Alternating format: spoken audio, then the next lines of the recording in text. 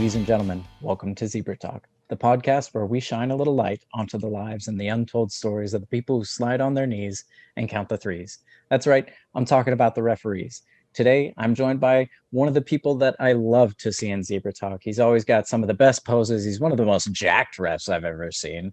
He was one of the leaders of Zebra Sweat for a short time. He's coming to us from Northeast Wrestling and Pioneer Valley Pro Wrestling. Give it up for Vinnie Lawrence. How you doing? Doing good, Yeah. thanks. I like the intro. That was nice. The little the Thanks. rhyming I scheme. That was appreciate that. Every once very in a while, clever. people pop for it, so I'm hoping that the audience pops for it. I hope so too. Let's just dive right into it. Tell me a little bit about yourself. Where do you come from? How did you first get become aware of pro wrestling? Go right ahead. Well, I'm a child of the '80s. I was born in late 1979, so I grew up in the rock and wrestling era. I probably remember wrestling, renting like video cassettes from the video store. I think one of Now, is those this the first fabled Coliseum video tapes Coliseum that we videos. always hear Yes, about? Yeah. back with the real when you can hear the real music. Nice. You can't get the real music anymore on the network, which is Yeah, pretty like sad. They had some classic tunes. I try to watch like the old ECW tapes episodes, I guess, and Yeah, just that's seeing. totally different. Oh, it's so hard, seeing Natural Born Killers come out, or like Public Enemy or To something, or that even generic Taz, and you're just to like, that generic like meh, meh. yeah, But they did yeah, their best. Go right ahead. but yeah, that was the big Hogan era back in the '80s when the wrestling boom got into it. I think the first cassette I remember was WrestleMania 4, Sure. which a lot of people kind of hate on, but it holds a lot of memories for me. So it's one of my favorite, and I think it got me in love with like tournament wrestling. I do enjoy like a good tournament, But Very cool. yeah, that's when I first. For the folks at home who aren't as familiar with WrestleMania 4, why don't you paint the picture a little bit? Okay, so yeah, Like, right what's before your WrestleMania. standout memory from it? What's your Oh, biggest like rivalry or match or whatever? I Go mean, right ahead. I think I was a big, huge Macho fan because he won the tournament at the end, right? Sure. Hogan, of course, had to get involved and help out a little bit, but Macho Man, Macho Man came out victorious, and I think I was a huge Macho Man fan, even when he was the heel. I was a Macho Man fan. I rooted for him against Hogan, even though Hogan was the big baby face at the time. I mean, if you really appreciate like pro wrestling, it's hard not to be a Macho Man fan. You're right. I mean, Yeah, it's just, and back then too, you look at the guys, and he was just so much different than everybody else. absolutely. I mean, as we find out, the guys that even don't look big are still huge.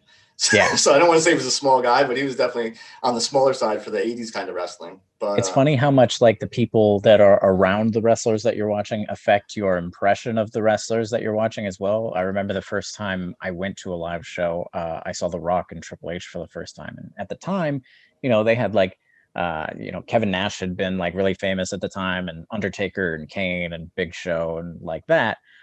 So, it was easy to see them, Rock, Triple H, all of them who were, 6'4", but all kind of the same height as like normal. And then you see them in person, you go, whoa, yeah, okay. When you're 5'8" like I am, and they're standing next to guys who are 7 feet tall, like you said, they don't look as big on TV, and then you get next to them, and you're like, whoa, wait a minute.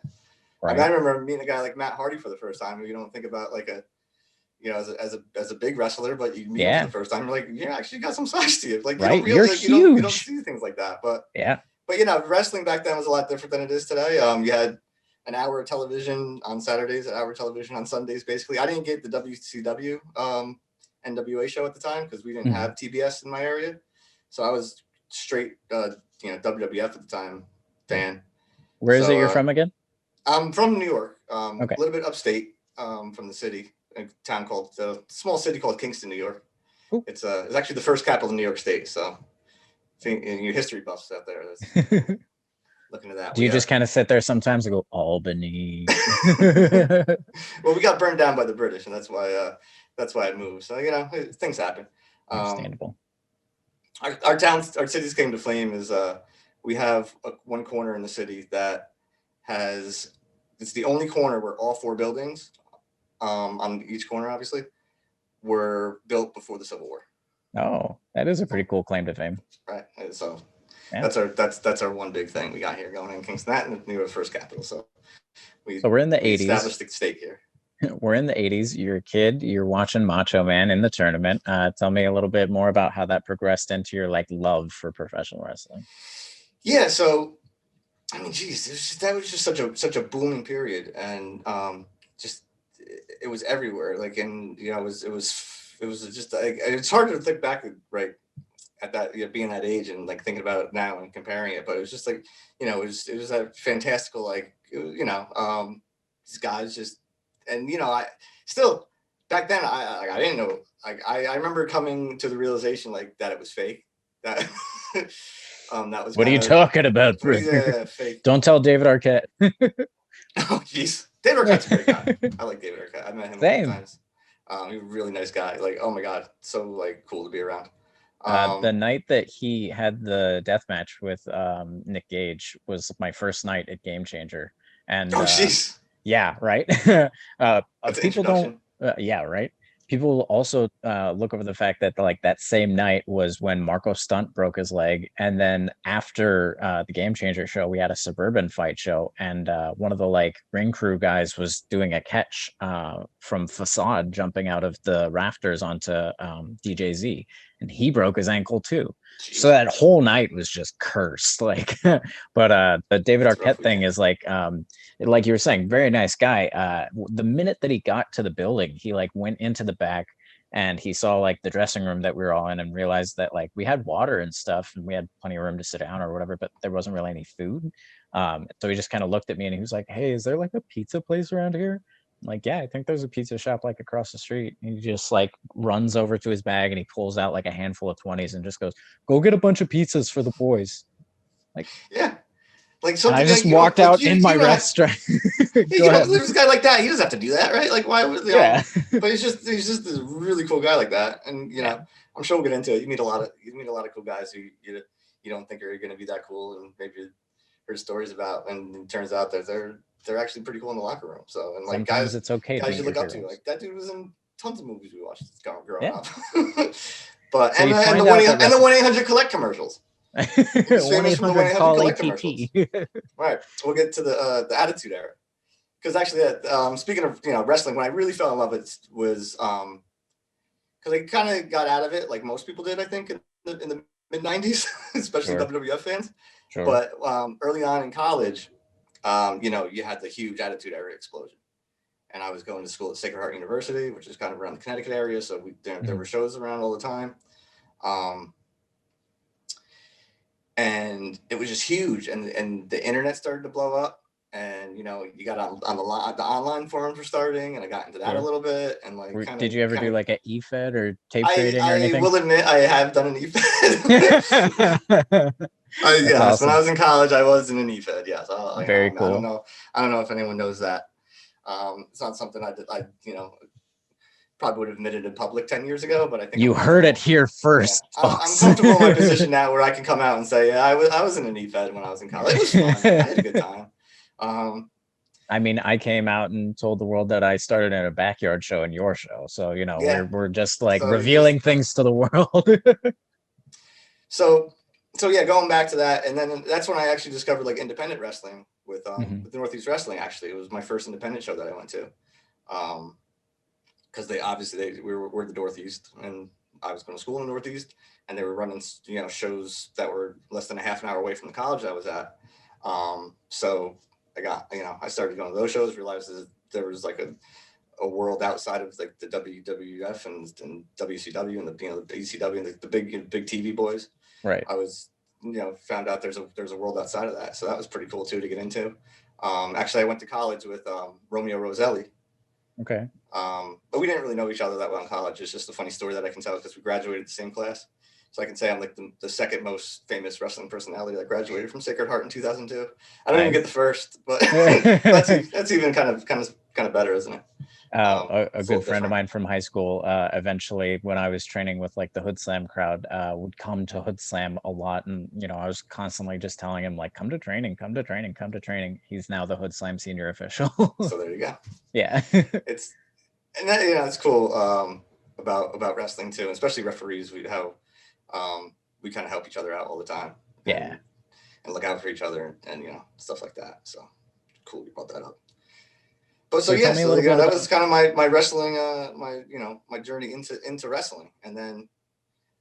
Sorry, I'm kind of talking over you now. So. Oh no, it's okay. So you said you started going to Northeast. Is that like where you transitioned into like training and becoming not at all. No. Okay, so let's get training. I never even thought about getting into wrestling. To be honest with you. Sure. I fell into it. I'm an athletic trainer by trade, so I went to school for. So when I got out of college, I got a job at Poughkeepsie High School, and there was a football coach there, but named Jeff Lightbulb. Mm-hmm. And he was a wrestler. He was at the time booking for a promotion up in Vermont called Tri-State Wrestling. And we got talking about wrestling, and even at first too, when I first started talking to him, I didn't really believe him because how some guys kind of BS you a little bit. Sure, I mean it's kind of like in the military. Have you done that? Like he would tell me stories about doing jobs for WWE and like running around hotel rooms. Yeah. They're not my stories to tell, but it kind of almost reminds you of like guys that are like, yeah, I was totally in the military, and it's like, were you? Were you though? But especially like it's time like wrestling back in 2002, it's not like I can go on the internet and easily prove it, right? It wasn't like there was clips of everybody in every match that's been aired. But so it's one of those things you're like, really? And then got to know him, and luck be have it, there was a wrestling school ran by Tony DeVito. Mm-hmm. Down in Newburgh, New York, which is only 45 minutes away. So Jeff asked me if I wanted to come to a show one day.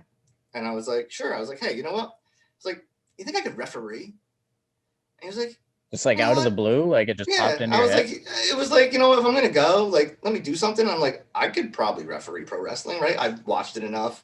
Like, obviously, like, you think like that. And you don't, I had no idea what I was getting into. But sure, but I mean, like, talk about how like great of a like light bulb moment that was for you. That affected the whole rest of your life. Exactly. Yeah. So I just asked him. I was like, "Do you think I can referee?" And he goes, "You know what? Yeah. My buddy Tony DeVito has a school down in Newburgh. And he's like, why don't we go? And we'll do some training, and I'll let you referee a couple matches." Sure. So. That turned into that. Went down there, trained for a few months probably before I got my first match. Did you have like a ref trainer in house or anything, or was it it was which was kind of good. Like I don't know. Tony DeVito was in ECW, and he kind of took the reins there as far as reffing went. But the guys in the school, one of the trainers was named Lou Santiago, Diablo Santiago. So he'd been doing it for a little while. So you kind of helped me out too. And the people that were enrolled in the school, wrestlers, mm-hmm. were basically just starting to get like matches. Yeah. It was actually, so you were learning kind of at the same pace as them. No, they were streets ahead of me. Oh, okay. They were like ready to do like their first like wrestling match. And I was basically walking in like, it hurts. I don't know anything. Right. I don't know. Like, it's one of those things too. Like you think you know it. You think, you watch it and you're on the online forums and you're a smart mark. Yeah. And you think you kind of know what you're doing. And then obviously, you get into this and you're just like, I knew nothing. And I've been doing this 17 years now, I'm still learning. So you never stop learning. But yeah, those guys were about to start, like, they've been training for almost a year at that point. Most of them actually, Bobby Fish was one of the guys in the school. Very cool. So that was pretty cool. I actually think I did his first singles match. Nice. So that's pretty cool. It's pretty wild to see like the like career that the people that you come up with can have. Like that's always fun too. Like you meet guys and some of them you just know when they hang around and they're indie guys and they're in the area and become good friends with them, which is cool. And then you see guys who get make it through the ranks and go to Japan, go to England, then get hired by WWE or AEW, and it's like this is really cool. Like a lot of the guys right now from Northeast Wrestling in the past couple of years have gotten signed by either AEW or WWE. So yeah, it seems like Northeast Wrestling is like really, really like hot and heavy right now. Yeah, like, I mean they've been around since the mid '90s. Like Mike Lombardi, the owner, is one of these guys who just knows professional wrestling. Has been doing it for so many years. Like he just knows how to put on a good show, and it's been going forever. And Hopefully it won't stop anytime soon. Yeah, COVID Except for this whole notwithstanding, right? COVID thing. But even then, like he was good enough to try and get like shows going. Like he has a good relationship with Matt Taven and his wrestling school. So they were filming shows out there that they were running episodes online for a little while. So that just trying to stay in the mind's eye, so you're not just abandoning everybody. But it's the kind of foresight that they have, like they're trying to do something, right? So tell me a little bit about your first match. You were training for a while. You came in with the guys when they were like just starting to get ready with matches. How long did it take you to get to the point where you could work with them? Well, see, I never really saw myself like as when I say like work with them, like I'm not. I mean, like ref their matches. Yeah, like that, because I didn't know any better.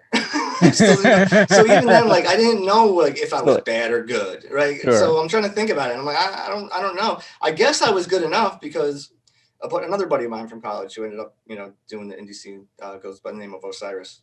Mm-hmm. He came with a buddy of his who was a referee. Mm-hmm. And he, after the show, he came up to me and said, "Oh my God, how many shows have you been making?" I said, "Oh my God," but he's like, "How many shows have you been doing?" I was like, "This is my first one." He's like, "Oh, you're pretty good." He's like, "I can get bookings out in Massachusetts." I was like, "Sweet," and that's how I kind of like fell. That's how it works. Honestly, I really just thought I was going to be working for my buddy's promotion, refereeing matches, and like I never thought I'd be doing this for like 17 years and all over the Northeast. I was just like, my buddy got me into this. I'll go up with him. That those starting out were good times. Like I was basically like got thrown in on like I was like on the booking committee. Yeah. Like I was in on the meetings just because I was I trained with the promoter, so I was like I was in. It was pretty I had a very different experience, I think, than a lot of referees do, and a lot of obviously wrestlers do, which was pretty cool too, because I got to learn a lot about like how the shows are put on, like how the shows are booked. Like I was basically in charge of remembering like what matches happened last time, because we'd be in the car ride and be booking shows. Like, no, but no, yeah, pretty sure now, you did that last. What did we just do tonight? Sorry, yeah, I got hit in the head. Month, so, you remember your first match? Do you know what your first match that you ref was? Oh my God, yes. The Bull and the Stud. The Bone Stud. Was the tag team. They were managed by Marty the Party Vane, I believe. Fantastic. What a pro wrestling name. Oh yeah, he was a cool dude too. And then the tag team they faced was Ricky Dominguez and Scott Scarsdale, and I believe they were managed by Miss DeVille. Either that or the managers I get mixed up. Sure. I think I mixed up the managers. But your first match, tag team. But that was my first right out match. The gate. Yeah, it was a tag team match. How do you? I had no idea what I was doing. Yeah, not a clue. Knowing what I know now, it was like I was just in there. You're like, why was I even in there? And I'll be honest. It was a small indie show in front of maybe 100 people if I'm being generous, which is it has its place. Yeah. But yeah, I had no idea what I was doing. Like I said, I've been training for 3 months. Basically, a lot of my training was there is I learned more how to wrestle, because it was just like we're doing drills and stuff, and I was learning how to take bumps, and I never liked giving moves. That's why I never even like thought about being a wrestler. Yeah. Number one, I'm 5'8". I wasn't in the best shape back then. I'm definitely in better shape now than I was. I think I will say that goes without saying probably. Like I take really good selfies. I just want to put it out there. It's like life's a little bit of a work. Like my arms aren't that big, right? Like there's definitely guys out there. They look real good when you go like this. I get the pose, I get the angles. I'm pulling back the curtain a little bit, but I want people to meet me in real life and be like, "Wow, this is just a big phony. Like he must Photoshop his arms." It's not Photoshop. It's just really good pictures. But yeah, that was my first match, and like I said, I probably had no idea what I was doing, especially in a tag team match. I think there was a distraction spot, which of course there was, right? Your first match, yeah. Which I'm sure distraction spot with the referee accidentally blew because you didn't know any better. Yeah, so I'm pretty sure I missed it. Maybe I don't know. Yeah. I will tell you one funny story. I tripped going up the stairs, walking up the stairs to the ring. Oh, on your first match. On my first match. Oh. And I got a little giggle. So me, of course, not knowing anything about wrestling and how any of this works, I was like, oh, I got a little giggle. Let me trip over the ropes. Let me ham it up. Yeah. I tripped over the ropes, and I got a bigger laugh. And I was like, this is cool. And then thinking about it now, I was like, that was dumb. Like, yeah. you just buried yourself. I have a running joke at Championship Wrestling from Hollywood that like is only a joke to me because I don't think anybody in the audience is aware of it, but I do it very intentionally every single time. They had Knox as their head referee for, like years. And as I'm sure you're aware, like on the indies, for the folks who aren't aware, Knox does the cane entrance to get into the ring. He steps on the bottom, swings his leg over the top, and then like goes, the rest of the way in. So from the first day that I refed at Hollywood, they were like, Knox, Knox, Knox, or like over the top, over the top, over the top, over the top. And so like I'll go out and I'll like stand there still for a minute while they're like telling me to do it. And I'll like kind of tease it for a second and then just go in through the middle. Yeah, get yourself over a little bit. What's the harm? They've never noticed, but it cracks me up. That's great. It's funny you say that too, because I actually do Regal's entrance when he used to get up and like kind of like swing on the apron and do the foot wipe with the head nod, because no one's paying attention to us, right? So I just do. Always wipe your feet before you get in the ring. That's my advice. Absolutely. That's my big advice right there. So let's flash forward a little bit. When do you think you realized that you wanted to do this like as a career, like full time? Never. I mean, obviously there was a transitional period from like I'm just some dude who's reffing because I can and like I'm a referee. Yeah, no, I know what you mean. Yeah, just getting back to that. Yeah, I never really thought of this as like a full-time gig. Like I like my job as an athletic trainer. Sure. And that kind of did hold me back a little bit because obviously working in athletics, a lot of your work days are going to be weekends. Sure. So especially like during football season, I'm working a lot of Friday night football games. It's hard to get out of shows. Yeah. So I never really thought about like doing it full time, but it was just one of those things where it just like kept falling into gigs. Like I said, my buddy Zach the Ref up in Massachusetts, met him and he was like, I can get these little shows in Massachusetts. Started doing those little shows. Met other people, got booked here, got booked there. I never really had a lot of promotions other than like Tri-State Wrestling, which I started at, and then like Defiant Pro Wrestling, I was in with pretty good because Tony was kind of big there, so obviously he got me on all of those shows. And that was around like the mid 2000s. So I never really like was a referee that was like going out and like I would email some promoters, and sometimes I get a booking too, but then they're like, oh, can you make next month? And it's like, oh, I got to work. Yeah. So you kind of fall. You're not really hunting for it, but like you're at least, like working other putting feelers out there and stuff like that. But yeah, it was never a situation for me where I was like, I'm pursuing this full time and I'm going to get out there. I got to get signed. Myself. I got to get a contract. Right. Which is fine. Like, I think a lot of people, especially too, when I was younger too, it was one of those things where it was like, if you're here, you better be here to get to the next level. Yeah. And now that I'm older, I've realized like, no, it doesn't have to be like that. Like even for the wrestlers, if you want to be like an indie star and stay in your area and have fun, as long as you're having fun, you got to realize you're putting your body at risk. That's the one thing. As a referee, I'm like I have a lot less risk than the wrestler does. Yeah. So I can get away with it a little bit more too. But it's like, just as long as you're not being lazy, right? And you're not burying the business, and you respect the business, but you can still go out there and have fun and do what you can do. It can be a good time. Absolutely. That's the way I take my career. One of my favorite pieces of advice came from another referee. His name's Mark Dundee. He was doing a Q&A for us in the COVID times, the beginning of the COVID times, and he said there are only so many jobs that are on major television wrestling companies, right? Like let's say like 50 jobs between AEW, Impact, ROH, New Japan, WWE. Not all of us are going to get signed. It's just the reality of the situation.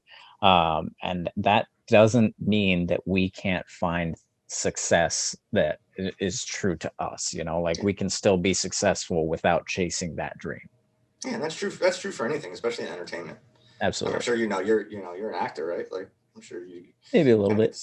You do a little acting. I think I saw you in some Marvel movies. Maybe. You were on a boat one time. I think I was on a boat. There was like this Ant-Man thing, and there was a wasp running around. I remember watching that. I'm like, oh, I know that guy. I recognize that guy. I had a very similar experience watching that for the first time. Cool. It's a pretty wild feeling seeing your face like 50 feet tall. Yeah, I can imagine. But anyway, so like you're going out to different shows and stuff. Go ahead, continue. Yeah, sorry. I was just gonna say, like, you know, I'm not gonna say it wouldn't be cool to work in front of a crowd that's like 50,000, 80,000, 100,000. Like, that's got to be like an amazing experience. Obviously, nerve-wracking there, but yeah. But I've worked 6,000 crowds in stadium outdoor shows, which is you get the kind of the same feeling. It's wild, man. You know, it's you can't be like 100,000 like WrestleMania, but it's a pretty cool feeling. And yeah, you do get a little. Especially your first time out there, you're like, this is a lot of people. Right. You know, the biggest crowds I've been in front of at this point, twice I've had a 1,500, and everything other than that has been under 1,000. So like the idea of, you know, like obviously I've been to a lot of like parades and stuff like that and sporting events, but yeah, like being there in the center of 6,000 people is like, it's wild. Tell me a little bit about that. Tell me about that show or those shows. Yeah, well, we like Northeast Wrestling does this stadium tour called Wrestling Under the Stores. Sure. Every summer, obviously, than last summer.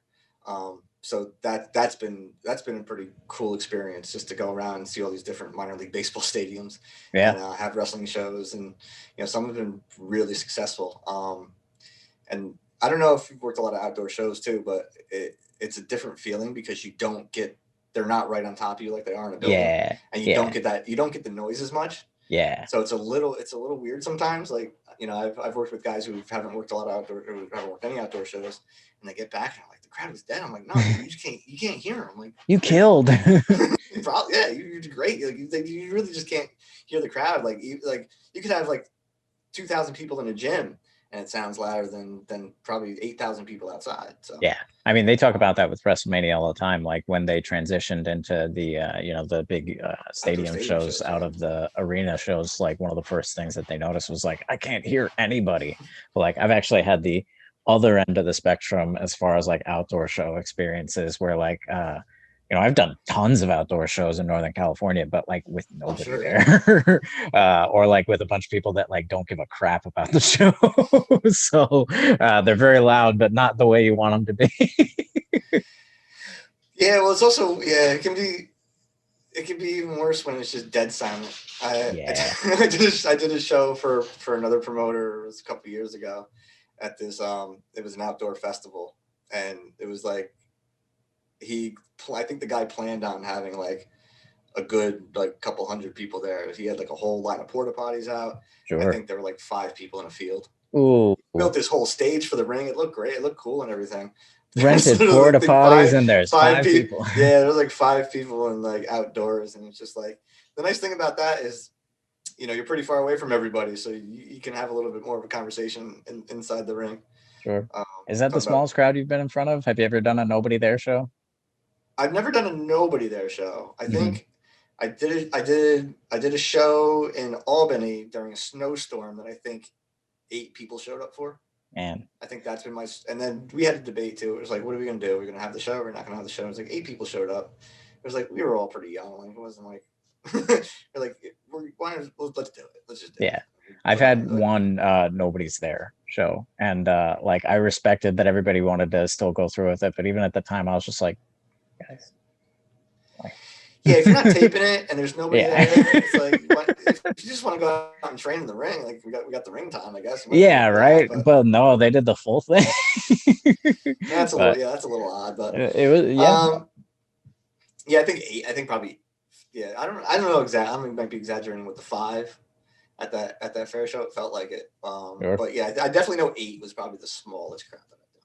Let's flip things a little bit and talk about one of your favorite experiences reffing. Like, what would you consider your best match, or maybe just one that, like, if you don't have a best match or favorite match or anything, what's one or two that like just kind of pop up into your mind when you think of that? Number one, you don't want to bury the other ones. You don't play favorites. Yeah, they're all my babies. I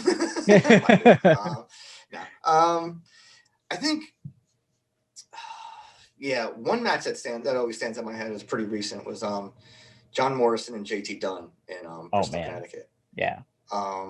It was just a fun match to do. It was my first time working with Morrison. He was really cool. Just you learn like these guys who do it full time and like really like because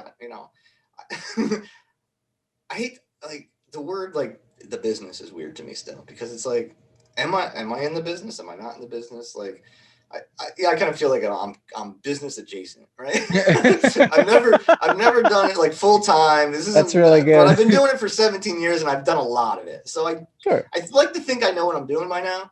I mean, you're not exactly the guy who like did a match in 2001 and then popped up in 2015 and was like, I've been in for 14 years. Right. You know, yeah. you've been reffing I've done more than like 2 matches a year. Like you get those guys. But but at the same time, I've never done it full time. Like I've never traveled all over the world. And you mean you never like drained your bank account to go work for free? No, and God bless you for doing it, dude. Like I give you so many props for that. Like I don't have that kind of risk in my blood, but I'm glad you know what you live the dream, right? The way I see it, like the amount of money that I have in my bank account is irrelevant as long as I still have some food in my fridge. It's a great attitude to have. More people should have that attitude, my friend. No, I should probably be better about managing my money. You're enjoying your life. That's what's important, dude. I appreciate that. But anyway, you were saying you get one of these.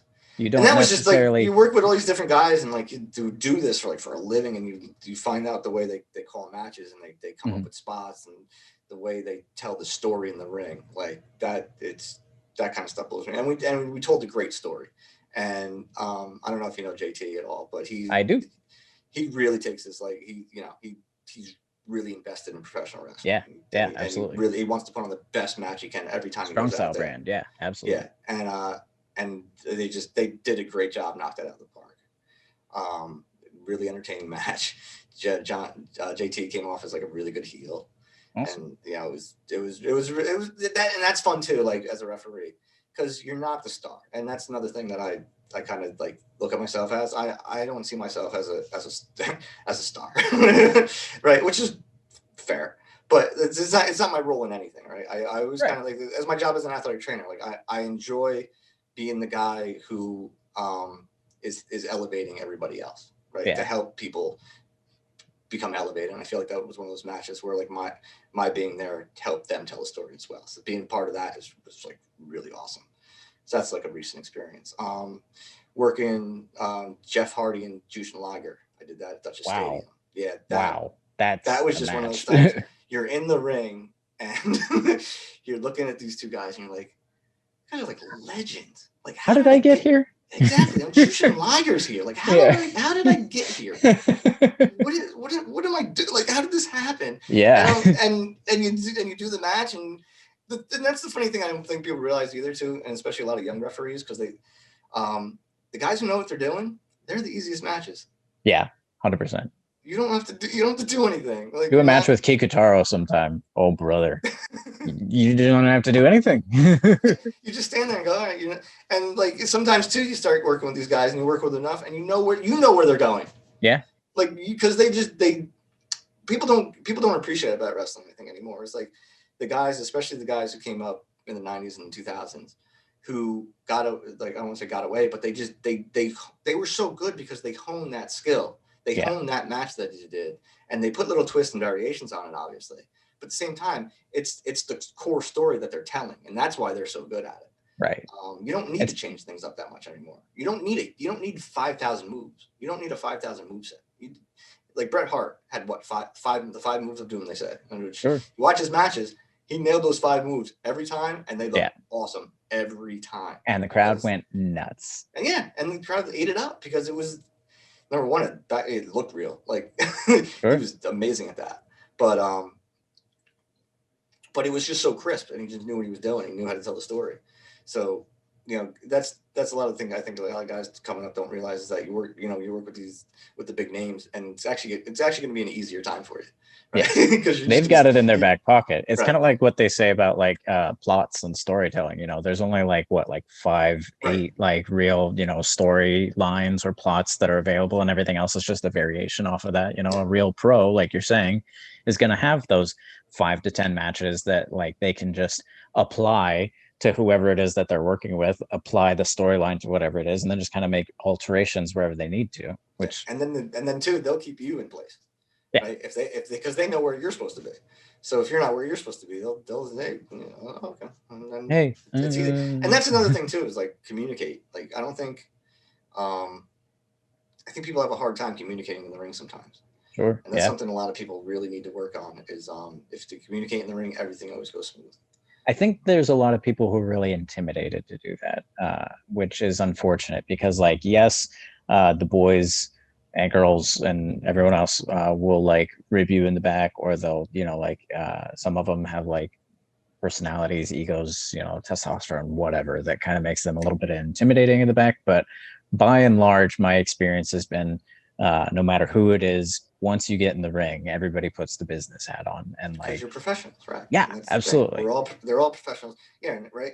And then I'm reffing Tommy Dreamer, and he's doing some stuff in the corner, right? And I go to wrap my arms around his belly and push him back. He's not going to throw me off and be like, "You're a green kid. I'm not going to do what you're saying." He's going to listen to me because he respects the business, and he respects not, obviously he has a bit of human respect for each person that he's with, but he respects that much more the role that we're embodying, right? Yeah, and like you said, like and he knows he can't do that, right? He can't just bury you because that's going to make the match work worse.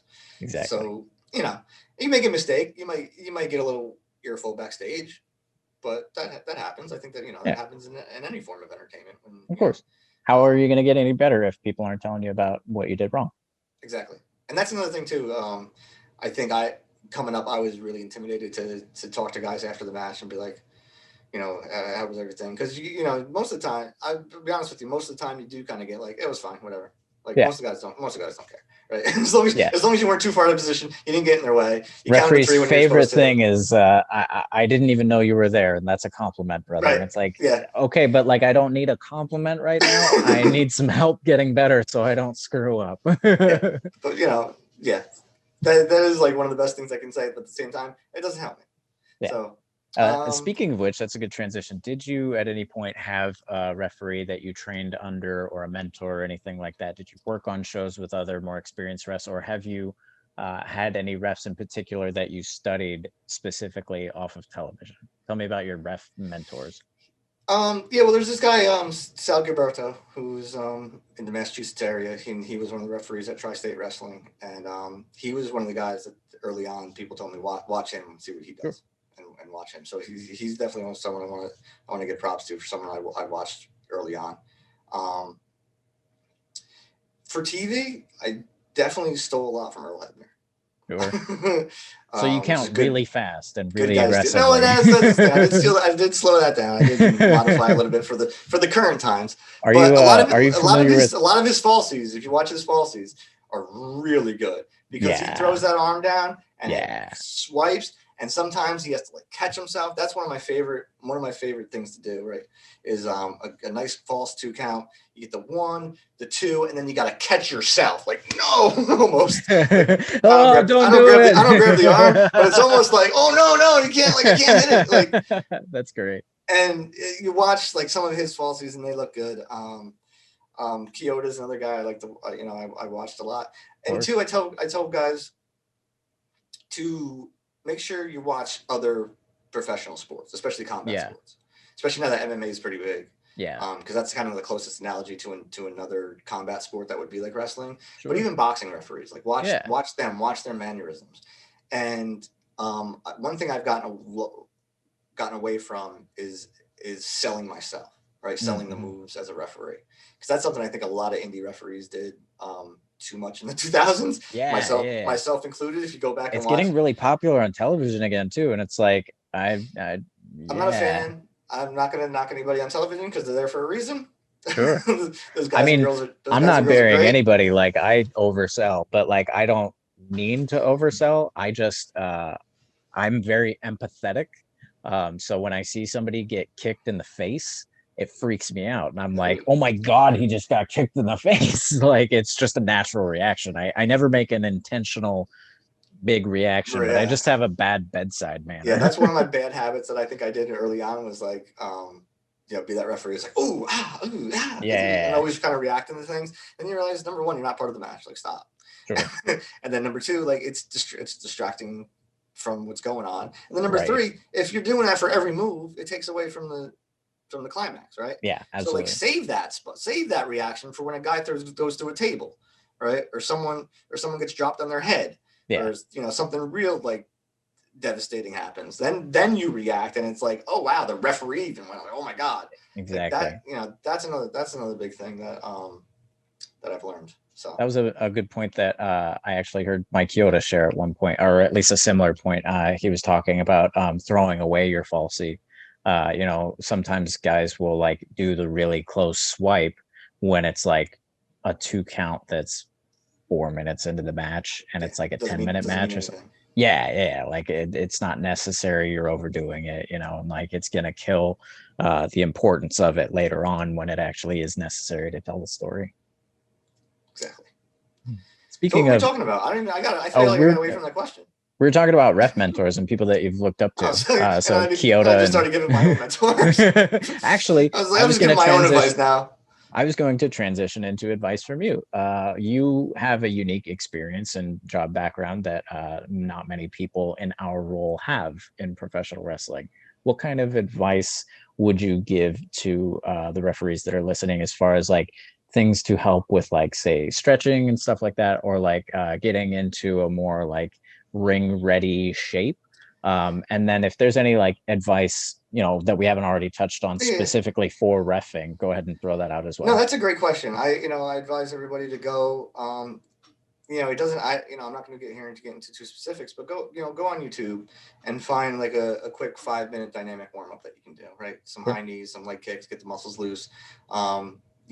Definitely, do some arm circles, get the shoulders going, just to get warmed up a little bit before you go out there.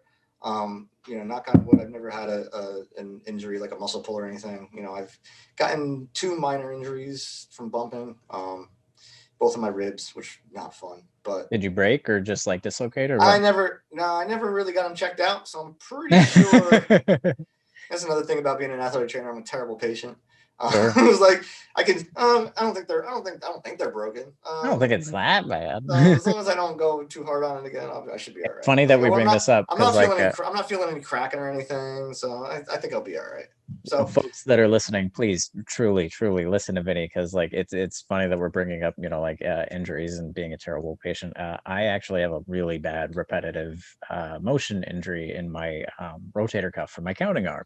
And I just this week finally went to a doctor after it being a problem for like 3 years. So I'm going to do physical therapy. Yay. Oh, good luck. Rotator cuff? I'm assuming. I mean, my shoulder hurts all the time, So it probably sounds like a rotator cuff. Yeah. But yeah. Anyway, this is about you giving advice, not about me and my arm. That's all right. But yeah, so find a nice little quick dynamic warm up, especially lower body, get the legs moving so you don't hurt the hamstrings. That's my best advice. Another advice I do like to tell people, because this comes up a lot, especially in the Zebra Group talk, is concussions. Sure. Right. I know like a guy like Chris Nowinski is big on concussions in wrestling. So if you want to follow up with him, go to his Twitter, and I'm sure he has talks and stuff online. But the CDC actually has a program called Heads Up. Mm-hmm. Which is basically, I think it's about half an hour long. You watch some videos and take a quiz, and it's basically just recognizing, signs and symptoms of head injuries. So something that if you see in the ring, because that's something that like has come a long way in the past 20 years as well. It's like back then, concussions didn't exist, right? It's like I actually have had some experience like recently where pro wrestlers have told me like they don't believe that CTE is real. Yeah, that's scary. Terrifying. Yeah, absolutely. Especially when you're a medical professional, that scares me a lot, because same. It could be a scary thing, and it's one of those things where if you don't take care of it, it's just going to get worse. Yeah, Absolutely. So it's one of those things I always try to, especially if I'm in a match with somebody who suffers a concussion. I'm not there as a role as an athletic trainer, right? But at the same But you time, have that background. and I can't force them to do anything, but I try to implore them to, do the right thing, slow down if they have any shows coming up, make sure that they've been symptom free for a while. Definitely, you should go get checked out, but at least make sure you're symptom free for a month. Or I'm sorry, a week. That's a good segue. Like, have you actually had any situations where like you've had an injury where you had to like that's a sad story actually. I had someone, not a lot of people know this either, if maybe if you listen to a couple of my interviews, the few interviews that I have done, I was actually involved in a match where someone passed away. Wow. In it was 2005 or 2006. That's awful. I'm really sorry to hear that. I was pretty green. It was a rough night. Because I was still pretty green, right? I was only maybe a couple years in. And this kid, Dan Quirk, who's a really good kid, maybe he was like 23 years old or something like that.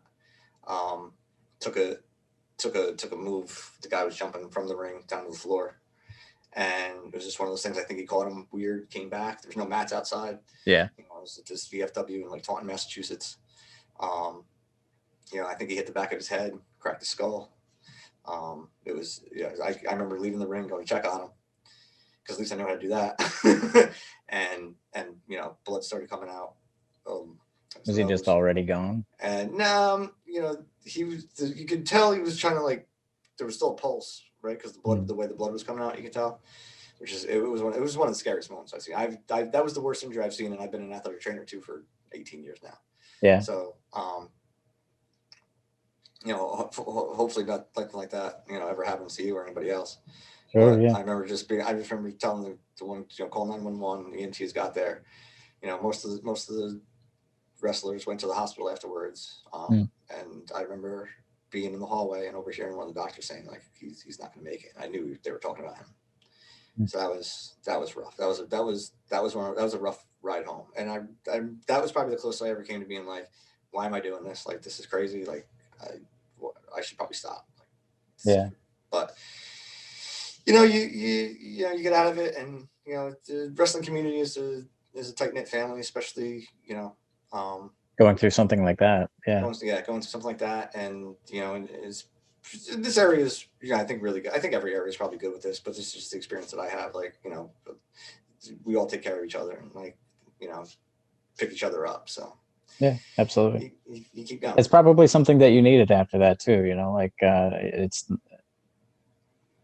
It might have felt like the right choice to like leave wrestling so you didn't have to experience things like that anymore. But there aren't exactly a lot of people that you could have like leaned on to share that experience with, or that grief with. So, it was probably really beneficial and healthy to you to stick around. Yeah. And, brought the house down a little bit here, but yeah, that's okay. I mean, that's what we're here for. We're here to talk about real things. Like, pro wrestling is real, right? And real things happen. This is the thing too. This is a dangerous thing. I've seen. I mean, that was obviously the worst injury I've had, but guys with concussions. Yeah, I mean, like a year into my career, I had. Do you know who the Regal Twins are out of Kansas City? No, I never heard of them. But they're really, really good. If you ever get a chance to check them out, they're on New Japan Strong now, but they've been all over independent wrestling for like the last 5 or 6 years. But anyway, one of them did a moonsault from the top rope to the outside onto the tag team opponents and his brother, and everybody caught him and went fine. But somewhere in between him getting caught and actually getting to the ground, that 6 feet of clearance, he snapped his leg. It was just that's scary. And then it's also too, like, everyone's adrenaline kind of kicks in, and they go, and it's funny too, because the first thing we think about is like, all right, how are we gonna finish the match now? Yeah, actually, right? Like the tag team they were facing and his brother, like, they went back into the ring and kept wrestling, and like another ref came out to ref that while I was taking care of him. And it was funny, like you said, the adrenaline kicks in. He wasn't really like expressing any pain or anything. He's just like, man, I live in Kansas City, we're in Los Angeles, how am I gonna get home? I'm like, I don't know, brother. I'm like a year and a half later. Let's get your ankle, Are you in pain? Leg back together. Are you okay? I'm glad that you kept going. I've really appreciated our interactions with each other. like obviously you've had a very worthwhile career since then, and you've been able to accomplish, things that, like I really appreciate hearing from people like yourself that like you've been able to enjoy wrestling without making it your whole life and without making it like, this like desperate, hungry, starving need to like find other people's version of success. What kind of goals do you feel like you have accomplished, and what kind of goals do you feel like you have left? Well, it's cool you bring that up because actually, just last year, actually 2 years ago first, but I like the Mid-Hudson Civic Center is in Poughkeepsie, New York. It's where I saw my first WWF show there. It was Monday Night Raw. If you go watch the old Raws, they were in that arena a lot. It's called the Mid-Hudson Civic Center. Has a different name now, but my goal was always like I wanted to do a show there. Sure. And 2 years Staples ago, Center. that'd be pretty cool. Yeah. I saw my first WWE show at the Staples Center, and my first extra work for them was at Staples Center. So one day, but anyway, Mid-Hudson. So yeah, so that was my Staples Center. So Mid-Hudson Civic Center. But so yeah, I got to do a show there, which was really cool. And then the next year I got to do a main event there, which was even cooler. Yeah, absolutely. That was definitely like my big accomplishment. Obviously, Northeast Wrestling was a company I always wanted to work for. They're the big name in this area. They're the probably the most well-known independent wrestling company around here. Definitely. So that was, and like I said, back when I was in college, that was the first independent wrestling show that I went to go see. So it was one of those deals where it was like, I knew people who got to work there, and it was for what I consider is a pretty big shit, pretty big deal. So I finally got into them, back, was it 2014? I think I did my first show for them. So I've been there now almost 7 years. And that was really what I set out to do, at this little independent wrestling level. Like you said, like it doesn't always have to be WWE, right? It doesn't have to be like national TV. Like I would like to do TV just to see how it would do it. Sure, yeah. It's a different beast, brother. It's a heck of an experience. I've done internet pay-per-views where it was like, pretty good production value. So that's pretty good. I mean, have you done IFBs? The internet pay-per-views? No, IFBs, the headsets. Oh yeah, actually no, which is fun. Oh, okay. I was gonna say never had to work with one. IFBs are the only like really big difference between like doing like a like high quality indie show and like television. Other than that, and like the times are very strict. But yeah. Yeah, I did work one company that had earpieces. They just used them for time keys. Basically, It was like 2 minutes, and then nothing else. But I mean, I'm sure it would be interesting to referee a match with somebody in your ear the whole time, like telling you to communicate. It's very rare, even when you're on television. The only time that I have somebody like giving feedback, other than like get out of the way of the camera or like make him sell more or something like that, is when it's like a pretty high profile match. Like I did the NWA World's Heavyweight title, and Sean Davari was the producer for the NWA at the time, and he's very communicative with the referees. He's like talking the whole time, so that was even a different beast for me. But anyway, go ahead, continue. I love being able to talk in the ring. Like I love guys who are able to communicate in the ring. It just makes things so much easier. Like we talked about that before. Like, but yeah, so I never had anything like shouting instructions in the mirror. Basically, I'd get a beep, and it was like, all right, about 2 minutes to go home. So yeah. But other than that, I've always found ways to communicate with the timekeepers and be able to keep times like that, which adds a little bit of challenge sometimes to your match, especially when you do like an iPay-per-view or something like that, where we're on a strict time limit, and things need to be run at a certain time. So, and not having that earpiece too kind of puts a little bit more pressure on you. So that's also like a little bit more fun for me. Yeah, it's nice. It's a challenge. I do like the challenge, and I do like the pressure. So, so that's pretty cool. When you've been around long enough, you need something to keep things interesting, other than just like, obviously the match is really good, but like it's something for you to kind of test yourself with. Yeah. Very cool. Well, we're winding down. I do like to take the last 5 minutes out of every episode. I'd like to offer you the opportunity to plug your social media, plug your show, obviously, which I really enjoyed being a part of. I really appreciate you having me on there. Oh, thanks. If there's any other wrestling shows or any shows of any kind, podcasts, whatever, that you would like to mention, I also really like to give people a chance to talk about wrestlers that they think the audience hasn't necessarily given a fair chance yet. And if you have anybody in mind that you think people should check out, please mention them and go right ahead. The time is yours. I'll start with your last question first. Obviously, please check out Northeast Wrestling for you wrestling fans out there. Go to the network. Go to the website, northeastwrestling.com. There's options there to sign up. I think we're on the High Spots Network, and I can't remember the name of it. I should have wrote this down. But Fight TV, maybe. If you go to the website, you'll find it, northeastwrestling.com. Some of the best matches that I've definitely been a part of, and some of the best experience I've been a part of. So if you're a fan of wrestling, go check that out. Right now a lot of guys that are, like I said, in our AEW right now have worked for them in the past. Even some of the newer guys in AEW, like Mike DeVerna. Yeah. Really, really cool guy.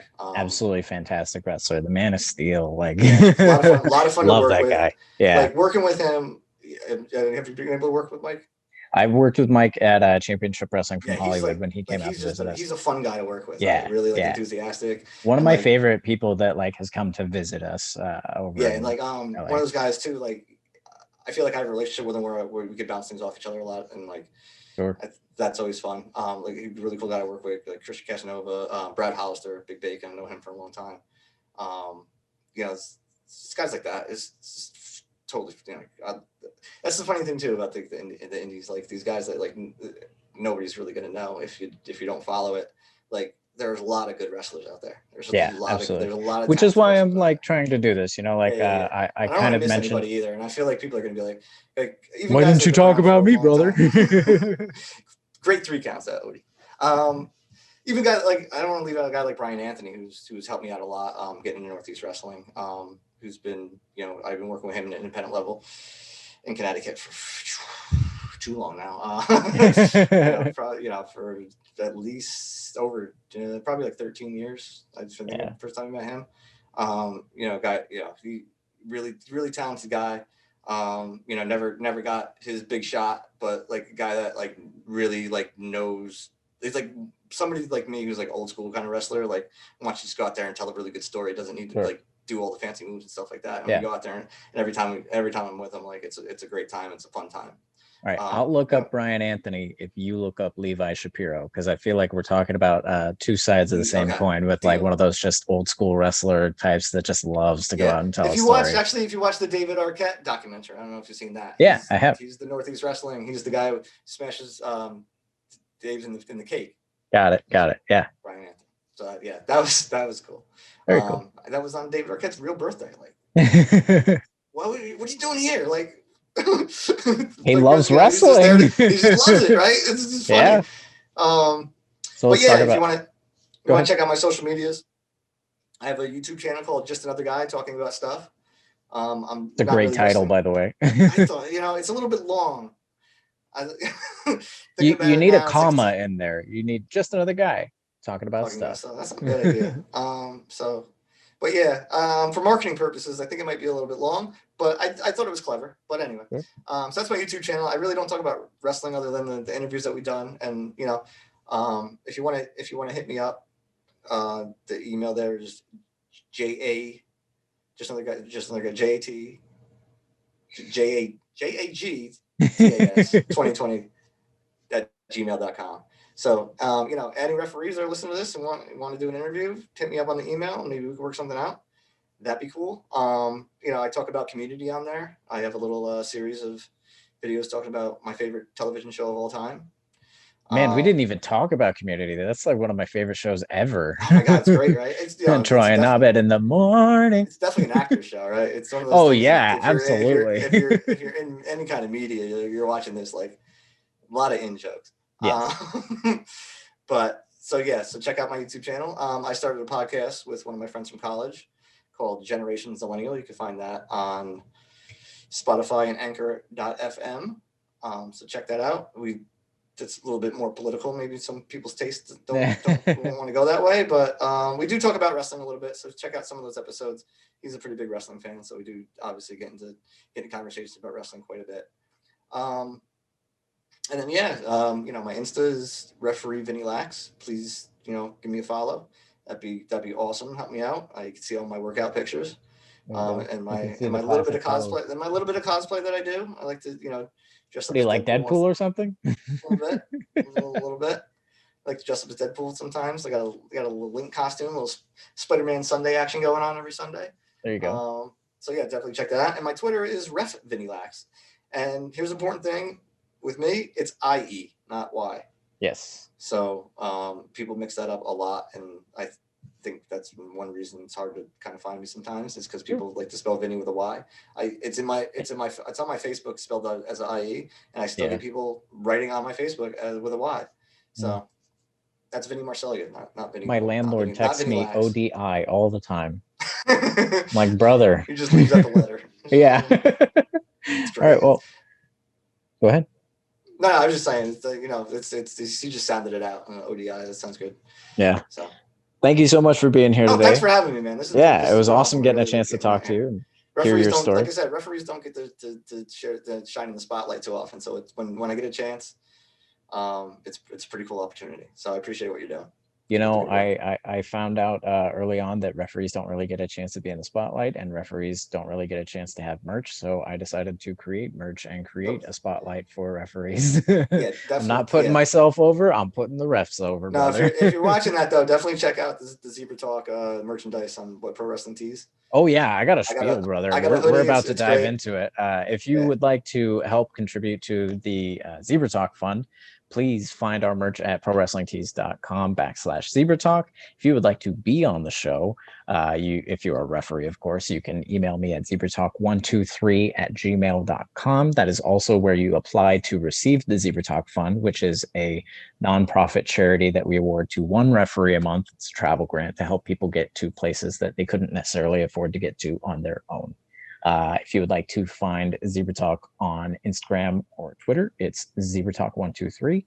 If you're a referee and you're not a part of Zebra Talk on Facebook, you really need to reach out to me. There's an insane amount of knowledge to be found in there. Vinny's in there. I'm in there. There's almost 1,000 referees that are in there from all over the world. Just an amazing melting pot of people that are more than happy to help you learn and grow and network and bookings and all that stuff. Thank you. I'm on Facebook at Robert Odie Brown, and I'm on Twitter and Instagram at Odie1Canody. And with that, I will sign off. Vinny, thank you again so much for this. I really appreciate your time. Thanks for having me, man. Appreciate it. And thank you again, folks, for listening, and we will catch you next time. All right, be in touch.